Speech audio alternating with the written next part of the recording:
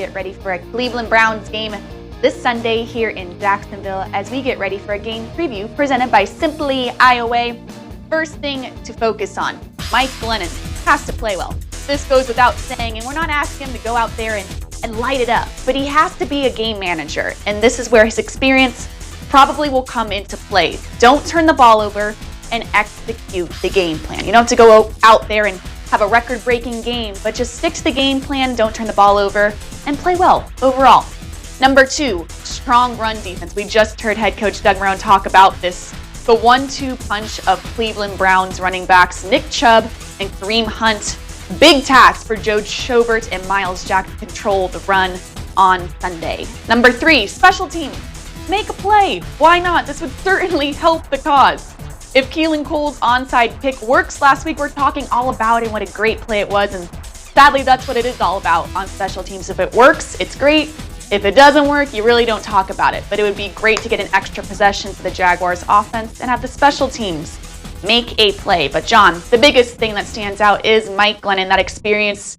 You hope it comes into play on Sunday because as of right now, that's what's making him stand out against Gardner Minshew and Jake Luton. Yeah, and I think he's going to be more than a game manager. I think in this game, they obviously have to use James Robinson. James Robinson's always a key for this offense. But he's going to have to hit some plays. And as he said on Wednesday, this is a second chance, third chance, fourth chance, and maybe a last chance for Mike Glennon. He's going to play free, all that stuff. He's going to rip it, Schlin. And, what does he have to lose on that front? So I think he will play free. I'd like to see him go downfield. I think what Jay Gruden said on Wednesday makes a lot of sense. They're going to run, but Mike Glennon's going to take some shots deep, and those shots deep will be crucial to the outcome. If they can hit him, then maybe they have a chance. It's more than just Mike Glennon that has to play free. The whole team does. I mean, look, you're not going to have a game manager because you're not trying to manage a game. You're desperate to win a game. So air it out. I mean, use that strong arm and the knowledge and the understanding of the offense and the system and the game that he has and let it rip. I mean, you're not going to the playoffs. You're in contention for the first overall pick in the draft. And if you want to win a game, you have to play like a desperate team. Desperate teams are dangerous teams. So go out there, play desperate, play dangerous, and sling it all over the place. Now, the one thing that I have been looking for all week, and I can't, you can't watch most of practice, so consider this. He has to lift everyone else's game, right? I mean, you talk about guys that lift other people's games. You're talking about the Peyton Mannings and Russell Wilsons and Tom Brady's of the world most of the time. But with so many young guys on the field, on the offensive line, in the backfield, on defense especially, he's got to put guys in good positions and let them go do what they do best at this point in the career. So I'm anxious to see him play and to let it rip. I love that quote. Just go out there and let it rip and see what happens. Very 2020 of Mike Glennon. All right, let's focus on number 2, which is controlling that Browns running game. 2 very talented running backs, John. And the biggest thing here is you kind of want to just maintain it. You know that they're going to be productive at some point, but you want to stop the explosive runs and put the Band-Aid on a big run for 99 yards and take yourself out of the game with that.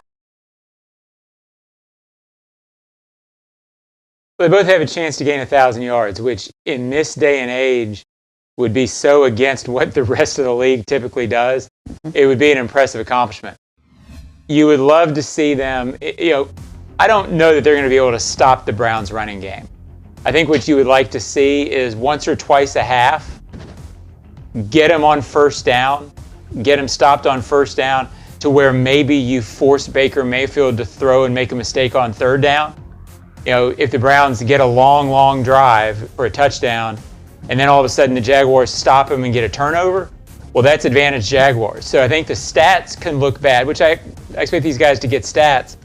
But if they can make the plays against these guys, maybe get a loss, get something to give you some momentum, I think that's probably the best hope for this defense. And I'm not trying to talk the defense down, but it's so banged up and so young that it's going to be a hard task to stop them for the entire game. It's worth pointing out, John, that You mentioned how in today's day and the state of the game in 2020, it would be rare for two running backs on the same team to gain 1,000 yards in the same season.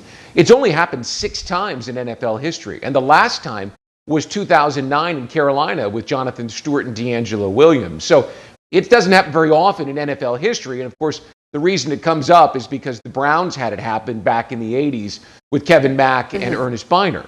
I mean, these guys, they are going to ground and pound this thing. And it's the kind of game where you might only get 9 possessions. I think the average number of possessions that a team gets in an NFL game is 11. You could get 9. If there are long drives and sustained running attempts, you're not going to get that many, so you're going to have to take advantage. And you talk about being banged up on defense. Wow. I mean, you're talking about you're missing your best pass rusher. You're missing your 2 corners who were starting to play well. And let's not forget, Avery Jones was a key component to the middle of that defensive line.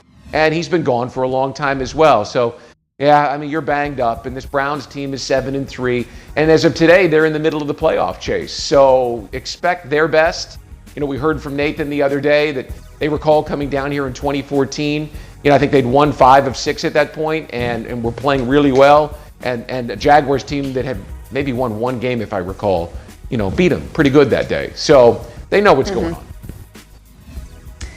An interesting week, to say the least, with this banged-up defense, and then you have the defensive staff out because of COVID protocols, to the point that Avery Jones, the morning that he was able to be off the reserve injured reserve list, is coaching the defensive line at practice on Wednesday. It was definitely a sight to see and shows the impact that Avery has on this team. All right, that is a game preview presented by Simply Iowa.